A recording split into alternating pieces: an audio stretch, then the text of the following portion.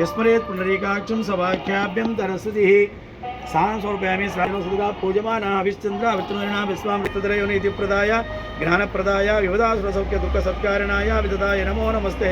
कृष्णाय वासुदेवाय हरिये परमात्मने प्रणतक्लेशनाशाय गोविन्दाय नमो नमः। यो विप्रलम्ब विपरीत